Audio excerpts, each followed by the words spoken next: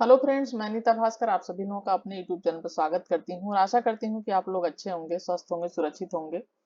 और फ्रेंड्स, मैं हिस्ट्री और पॉलिटी दोनों की वीडियो लगातार अपलोड कर रही हूँ और आशा करती हूँ कि आप लोगों को वीडियो पसंद आती हो। अगर पसंद आए तो उसे शेयर जरूर करें, सब्सक्राइब चैनल को कर लें जो लोग चैनल पर नए हैं। और वीडियो जब भी देखें पूरी देखें, क्योंकि लेक्चर बनाने में बहुत टाइम लगता है और ये आप लोगों के लिए बहुत ही हेल्पफुल है। और जिन लोगों ने टेलीग्राम चैनल नहीं ज्वाइन किया है वो लोग जरूर टेलीग्राम चैनल ज्वाइन कर लें। इसके लिए कोई भी शुल्क आप लोगों को नहीं देना है। उससे क्या होगा कि आप लोग पहले वीडियो देखिए, पूरी अच्छी तरीके से समझिए चीजों को, उसके बाद आपके पास सेफ रहेगा तो आप कभी भी जो है आप अपना पीडीएफ देख सकते हैं और अपनी तैयारी कर सकते हैं। तो चलिए फ्रेंड, शुरू करते हैं। और पॉलिटिकल साइंस में मैंने टॉपिक लिया है राजनीति विज्ञान का विचार क्षेत्र। तो थोड़ा सा इसके बारे में पढ़ेंगे, प्रत्यक्षवाद और ये सब चीजें हम थोड़ा सा इसमें जो है पढ़ेंगे। तो चलिए शुरू करते हैं। ठीक है। तो राजनीति विविध पक्षों के व्यवस्थित अध्ययन को कहते हैं। राजनीति किसको कहते हैं? विविध जो पक्ष होते हैं, पहलू होते हैं, उनका क्या है? व्यवस्थित अध्ययन, क्रमबद्ध अध्ययन। ठीक है। क्रमबद्ध तरीके से, व्यवस्थित तरीके से जो अध्ययन किया जाता है, जो स्टडी की जाती है, उसे कहते हैं राजनीति सिद्धांत। ठीक है, उसे राजनीति सिद्धांत कहा जाता है। परंतु इस शब्द का प्रयोग कुछ शिथिल ढंग से होता रहा है, यानी सरलता से होता रहा है, कुछ लचीले रूप में होता रहा है। कुछ लेखक क्या करते हैं? इसका प्रयोग राजनीति चिंतन, ठीक है, राजनीति चिंतन के रूप में करते हैं, के पर्याय के रूप में करते हैं। उदाहरण के लिए जॉर्ज एच सैवाइन को चर्चित कृति जो है, इनकी रचना है ये, ए हिस्ट्री ऑफ पॉलिटिकल थ्योरी। ये बिल्कुल जो भी मैं बुक के नाम बताती हूँ फ्रेंड्स, इसे जरूर ध्यान रखें आप, क्योंकि ये बहुत ही आप लोगों के लिए जो है जरूरी है इसे याद रखना, और एग्जाम में यही सब चीजें इसमें पूछी जाती हैं। राजनीति सिद्धांत का इतिहास, ये हिस्ट्री ऑफ पॉलिटिकल थ्योरी, राजनीति सिद्धांत का इतिहास 1937 के अंतर्गत प्राचीन काल से आधुनिक काल तक के राजनीति चिंतन या राजनीति विचारों, ठीक है, के इतिहास पर प्रकाश डाला गया है। डब्ल्यू ए डनिंग के ए हिस्ट्री ऑफ पॉलिटिकल थ्योरीज, जो राजनीति सिद्धांतों का इतिहास है, कि 3 खंडों 1913 से 1920 तक के अंतर्गत भी प्राचीन और मध्ययुगीन और आधुनिक राजनीतिक चिंतन के इतिहास का विवेचन प्रस्तुत किया गया। राजनीतिक चिंतन का अर्थ क्या है? राजनीतिक चिंतन का अर्थ यह है कि भिन्न भिन्न, यानी तरह तरह के राजनीतिक विचारक, जो पॉलिटिकल थिंकर्स हैं हमारे, ठीक है, चाहे वेस्टर्न हो चाहे इंडियन हो, जो हमारे थिंकर्स हैं, विचारक है, राजनीति विचारक, राजनीति की समस्याओं को विषय में जो है वो क्या करते हैं? राज्य और शासन की प्रकृति और उद्देश्य, ठीक है, उद्देश्य के विषय में इनसे जुड़ी संस्थाओं की त्रुटियों को दूर करने के लिए क्या क्या विचार प्रकट करते रहे हैं। यानी जो राजनीति से संबंधित समस्याएं होती हैं, राज्य और शासन, विशेष रूप से क्या? राज्य और शासन, ठीक है, राजनीति का मुद्दा ही यही होता है। तो राज्य और शासन, प्रकृति और उनके उद्देश्य क्या है, उनका नेचर क्या है, तो ये सब चीजों की त्रुटियों जो होती हैं, इनसे कमियां जो होती हैं, उन्हें दूर करने के लिए अपने क्या करते हैं कि ये अपना विचार प्रकट करते हैं, अपने विचार रखते हैं। साधारणतः इन विचारों का विवरण काल क्रमानुसार, ठीक है, काल क्रमानुसार दिया जाता है, और वहां इनके उद्भव की ऐतिहासिक एवं भौगोलिक परिस्थितियों, ऐतिहासिक एवं भौगोलिक परिस्थितियों, हिस्टोरिकल एंड ज्योग्राफिकल सेटिंग पर भी प्रकाश डाला गया है। ठीक है। इन विचारों की तुलना समालोचना भी इस प्रयास का अंग रही है। इस दृष्टि से राजनीति सिद्धांत के अंतर्गत दो तरह का अध्ययन किया जाता है। दो तरह के कौन से अध्ययन किए जाते हैं? राजनीतिक दर्शन, ठीक है, पॉलिटिकल फिलोसफी, और क्या है? राजनीतिक विज्ञान, पॉलिटिकल साइंस। परंपरागत राजनीति विज्ञान का तो इन दोनों तरह के अध्ययनों को एक दूसरे का क्या माना गया है? पूरक, यानी एक दूसरे का सहयोगी माना जाता है, यानी दोनों के जो है विचार, दोनों को सहयोगी माना गया है, राजनीतिक विज्ञान को, राजनीतिक जो है दर्शन, जो है राजनीतिक दर्शन। ठीक है, नेक्स्ट देखते हैं, अगला चलते हैं। कभी कभी राजनीतिक सिद्धांत शब्द का प्रयोग राजनीतिक दर्शन के पर्याय के रूप में किया जाता है। राजनीतिक सिद्धांत का प्रयोग क्या किया जाता है? दर्शन जो है, फिलॉसफी जो है, उसके पर्याय के रूप में किया जाता है। राजनीतिक दर्शन के अंतर्गत मुख्यतः राजनीति के नैतिक तथा तात्विक पक्षों का विश्लेषण किया जाता है। ठीक है, क्या किया जाता है इसके अंतर्गत? राजनीतिक दर्शन के अंतर्गत राजनीति के नैतिक यानी नैतिक पक्ष भी शिक्षा के लिए और इन सब चीजों के लिए नैतिक पक्ष अहम पहलू हैं। तो ये तात्विक जो पक्ष हैं उनका क्या किया जाता है, उनका विश्लेषण किया जाता है। ठीक है, इस तरह 1950 और 1960 के दशकों में राजनीतिक सिद्धांत के ह्रास यानी पतन क्या है, जब उसका ह्रास होने लगा, पतन होने लगा। परंतु जो लोग राजनीतिक दर्शन को लक्ष्य करके राजनीतिक सिद्धांत के ह्रास की बात कर रहे थे, वही लोग राजनीतिक विज्ञान को लक्ष्य करके यानी वो फिर ह्रास की पहले बात कर रहे थे, पतन की बात कर रहे थे। लेकिन उन्होंने क्या किया, राजनीतिक सिद्धांत को नया रूप देने की कोशिश भी वो लोग कर रहे थे। ठीक है, अब हम आगे चलते हैं, प्रत्यक्षवाद और नव प्रत्यक्षवाद। ठीक है, प्रत्यक्षवाद फ्रेंड्स वह सिद्धांत है जो केवल वैज्ञानिक पद्धति से प्राप्त ज्ञान को ही उपयुक्त और विश्वसनीय और प्रामाणिक मानता है। क्या है प्रत्यक्षवाद? वह सिद्धांत है जो केवल वैज्ञानिक पद्धति से जो ज्ञान प्राप्त होता है उसको ही उपयुक्त मानता है, विश्वसनीय मानता है, प्रामाणिक मानता है। प्रत्यक्षवादियों का क्या मानना है? उनका मानना है कि प्रत्यक्षवाद विज्ञान की मदद से उद्योग, उत्पादन और आर्थिक प्रगति के आशा की के लिए एक आशा की किरण है। ठीक है, तो ये मानते हैं कि जो प्रत्यक्षवाद है वो क्या है, विज्ञान की मदद से उद्योग, उत्पादन और आर्थिक प्रगति के लिए आशा की ये किरण है प्रत्यक्षवाद। इस दृष्टि से क्या है कि मार्क्स का जो वैज्ञानिक जो है भौतिकवाद है ये प्रत्यक्षवाद के निकट माना जाता है। ठीक है, काम्टे का क्या कहना है कि कोई भी वस्तु सकारात्मक तभी हो सकती है जब उसे इंद्रिय ज्ञान के द्वारा सिद्ध किया जा सके, अर्थात देखा, सुना, चखा या अनुभव किया जा सके। तो इसका क्या है, यह है प्रत्यक्षवाद। काम्टे कहते हैं कि कोई भी वस्तु सकारात्मक तभी हो सकती है जब उसे इंद्रिय ज्ञान के द्वारा, ठीक है, इंद्रिय ज्ञान के द्वारा सिद्ध किया जा सके और देखा भी जा सके, भी जा सके और उसका स्वाद भी ले सके और अनुभव भी हम उसका कर सके। ठीक है, तो 19वीं शताब्दी के मध्य में जब फ्रांसीसी दार्शनिक अगस्त काम्टे इसके माने जाते हैं जो है, तो ये अगस्त काम्टे ने इसको सामाजिक विज्ञान के अध्ययन के लिए प्रत्यक्षवाद की इसकी नींव रखी थी अगस्त काम्टे ने। ठीक है, तब उन्होंने दर्शन और विज्ञान की प्रकृति में कोई अंतर नहीं किया था। जब उन्होंने नींव जो है रखी तो उन्होंने इसमें दर्शन और विज्ञान के प्रकृति में कोई अंतर नहीं किया। इन दोनों को प्रामाणिक ज्ञान का स्रोत मानते हुए काम्टे ने इन्हें केवल धर्म मीमांसा, इन्हें प्रामाणिक ज्ञान का स्रोत माना और मानते हुए इसे उन्होंने जो है धर्म मीमांसा और तत्व मीमांसा से पृथक करने का सुझाव दिया। ठीक है, धर्म मीमांसा क्या है, धर्म मीमांसा में क्या चीजें आती हैं, ठीक है, कौन से तत्व आते हैं, ज्ञान की वह शाखा, धर्म मीमांसा क्या है, ठीक है, यह ज्ञान की वह शाखा है जिसमें ईश्वर और सृष्टि यानी गॉड और यूनिवर्सिस के बारे में धार्मिक मान्यताओं का अध्ययन किया जाता है। धार्मिक मान्यताएं जो हैं उनका अध्ययन किया जाता है धर्म मीमांसा में। इसमें सृष्टि की सब घटनाओं की व्याख्या के लिए अलौकिक अलौकिक क्या होते हैं, तत्व जो हमें दिखाई नहीं देते हैं, वो तत्व और शक्तियां होती हैं जिनकी क्या की जाती है, चर्चा की जाती है। जो अलौकिक तत्व होते हैं यानी हम जिसे देख नहीं सकते हैं, तो उसकी जो है उन तत्वों की, उन शक्तियों की इसमें चर्चा की जाती है, उसके बारे में बात की जाती है धर्म मीमांसा में। ठीक है, आशा करती हूँ कि आप लोगों को समझ में आ रहा होगा। अगर फ्रेंड्स समझ में ना आए, किसी भी प्रकार की आपको इंक्वायरी करनी है तो आप कमेंट जरूर किया करिए वीडियो पे। जब आप कमेंट करेंगे तभी मुझे लगेगा कि हाँ आप लोगों को पसंद आ रहा है, अच्छा लग रहा है, समझ में आ रही हैं चीजें। और कहीं भी कोई प्रॉब्लम होती है तो आप बिल्कुल जो है निसंकोच आप कमेंट किया करिए कि ये प्रॉब्लम है या ये चीज नहीं समझ में आई है। तो अगर नहीं समझ में आई है तो मैं दोबारा, क्योंकि आप ही लोगों के लिए मैं इतनी मेहनत कर रही हूँ और मेरा कोई खास उद्देश्य इसमें ऐसा नहीं है। ठीक है, चलिए तत्व मीमांसा पे आ जाते हैं, क्योंकि अगर आप लोग कमेंट नहीं करेंगे, अच्छी तरीके से वीडियो नहीं देखेंगे तो फिर मेरा भी मोरल डाउन होता है। और जितना आप अच्छी तरीके से वीडियो देखेंगे और लोगों में पहुंचाएंगे तो फिर मुझे भी अच्छा लगेगा कि हाँ लोगों को पसंद आ रहा है। तो इस चीज का ध्यान रखें, जरूर कमेंट जरूर करें और लाइक करें वीडियो को। ठीक है, तत्व मीमांसा। ठीक है, तत्व मीमांसा क्या है, दर्शन शास्त्र, जो फिलॉसफी है, दर्शन शास्त्र है, वह शाखा जिसमें मुख्यतः इस प्रश्न पर विचार करते हैं, सृष्टि का कोई यथार्थ अस्तित्व है या नहीं।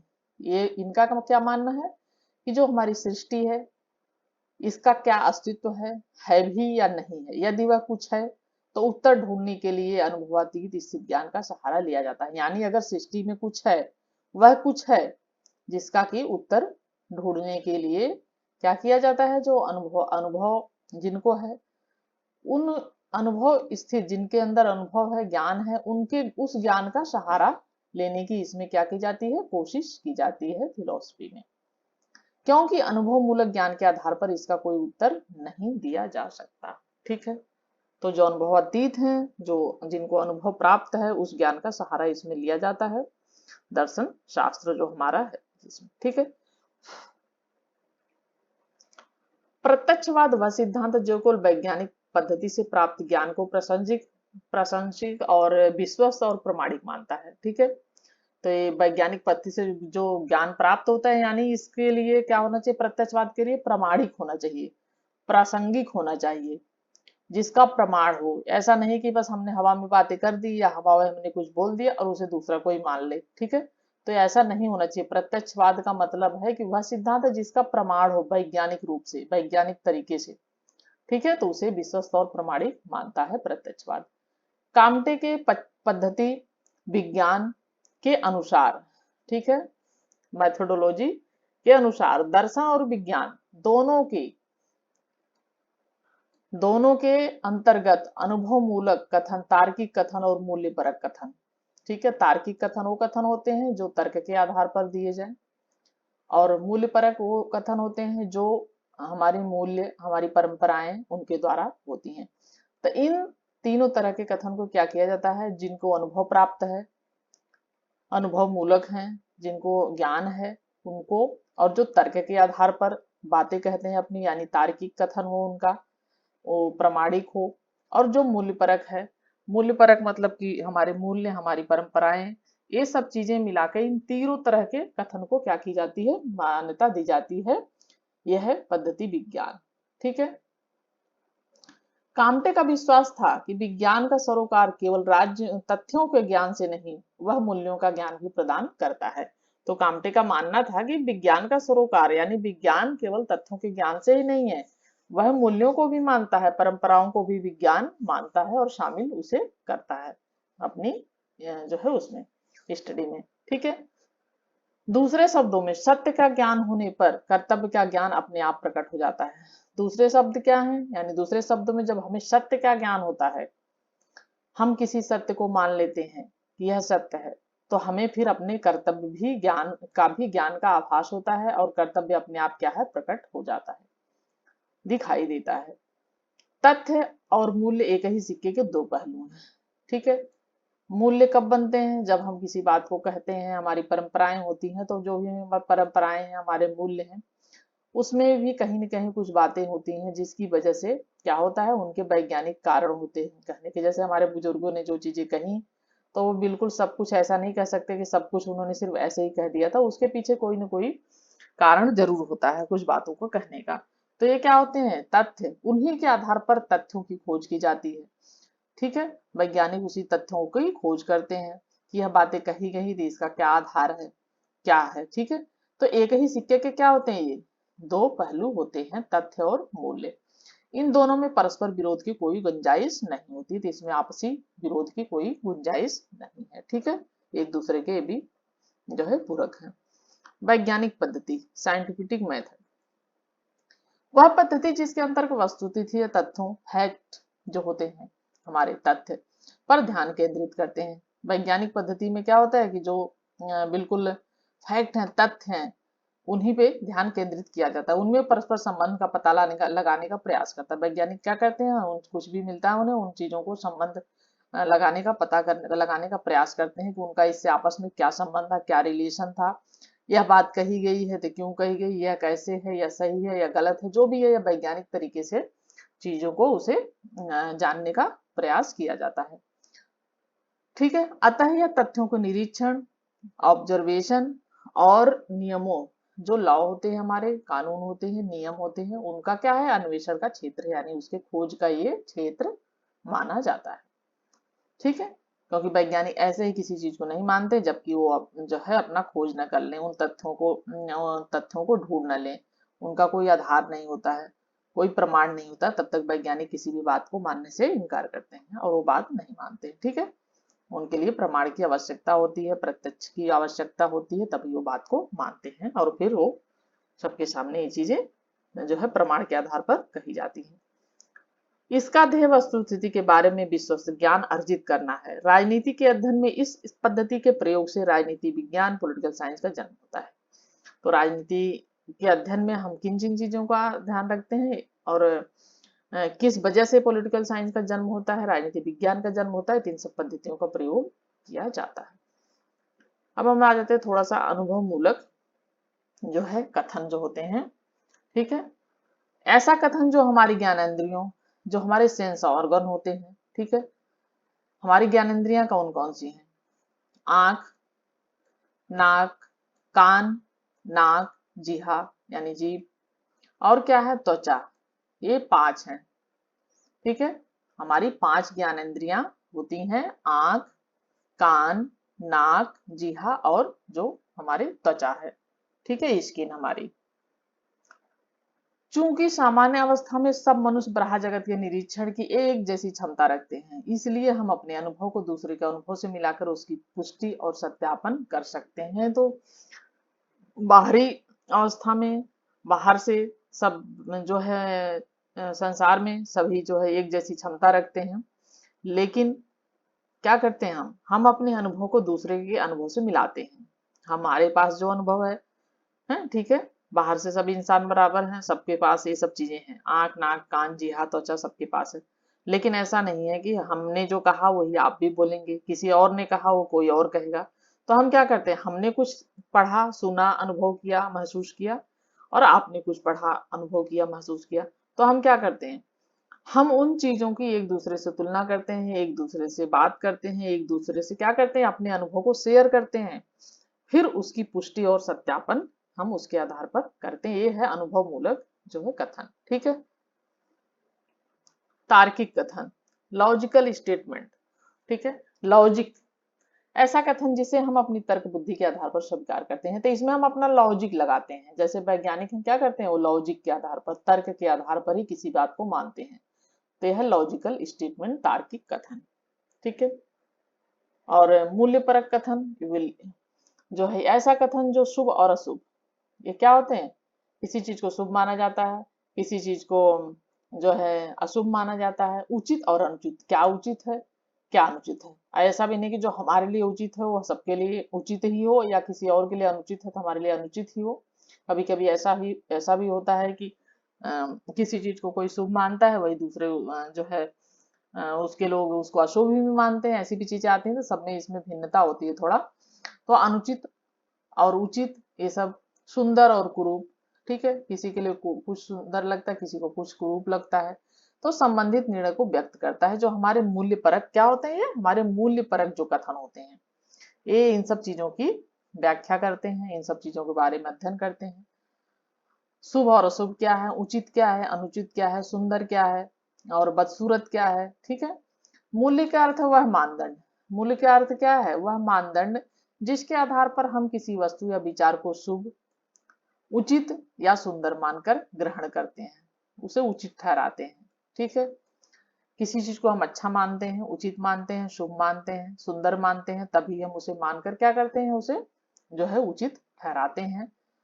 परंतु 20वीं शताब्दी में प्रत्यक्षवाद की एक नई विचारधारा उभर कर सामने आई, जिसे नव प्रत्यक्षवाद या तार्किक प्रत्यक्षवाद की संज्ञा दी गई। ठीक है, क्या कहा गया, नव प्रत्यक्षवाद या तार्किक प्रत्यक्षवाद। ठीक है, यह जो है सामने आई, जिसे नव प्रत्यक्षवाद की संज्ञा दी जाती है। इसके अनुसार, ठीक है, इसके अनुसार वैज्ञानिक पद्धति का सरोकार केवल राज्यों के अन्वेषण से है। क्या है, राज्यों के जो है केवल तथ्यों के अन्वेषण से, तथ्यों की खोज से है। नव प्रत्यक्षवाद की जो संख्या दी जाती है, इसके अनुसार क्या है, वैज्ञानिक पद्धति का सरोकार केवल तथ्यों के अन्वेषण, जो तथ्य मिलते हैं, खोज उसकी अन्वेषण से है। इसमें मूल्यों के अन्वेषण की कोई गुंजाइश नहीं रहती।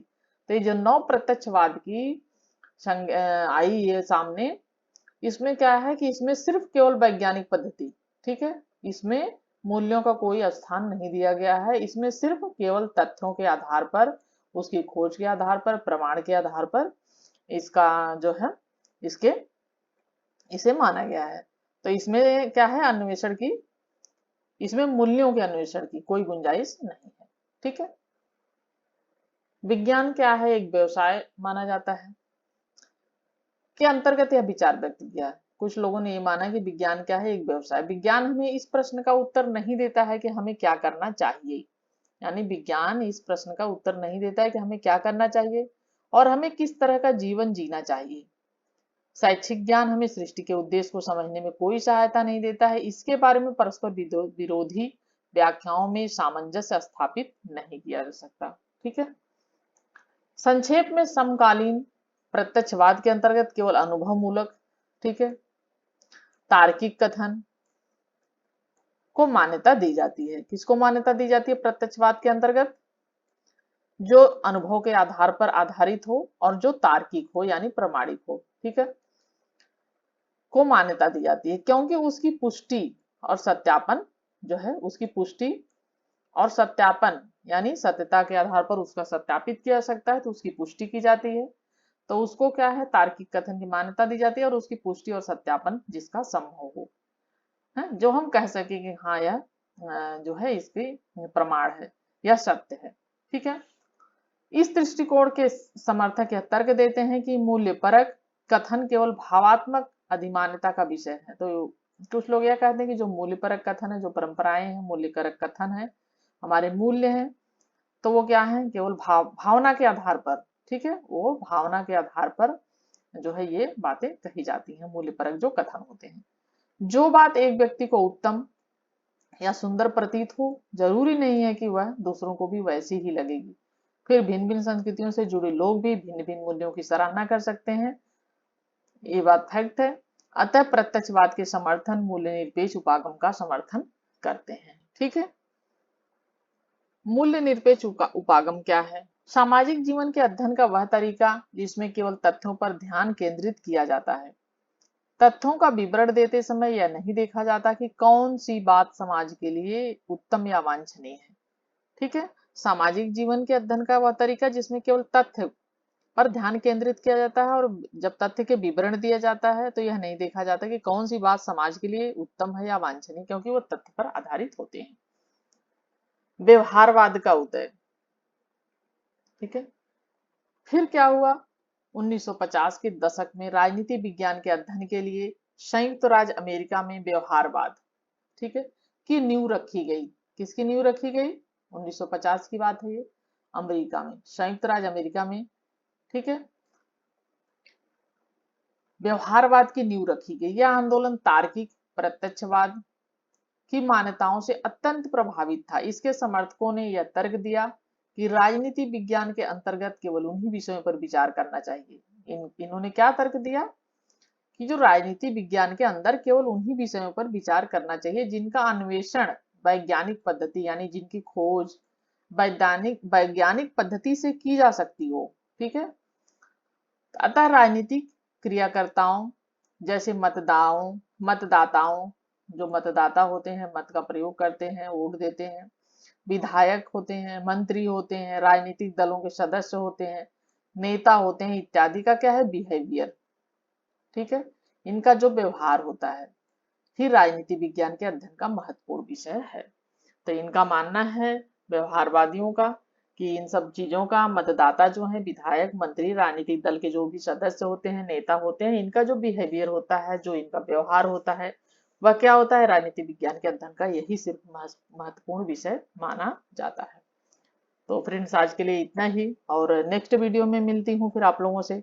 आशा करती हूँ कि आप लोग वीडियो पूरी देखेंगे और कमेंट करेंगे अवश्य। और thank you friends, thank you.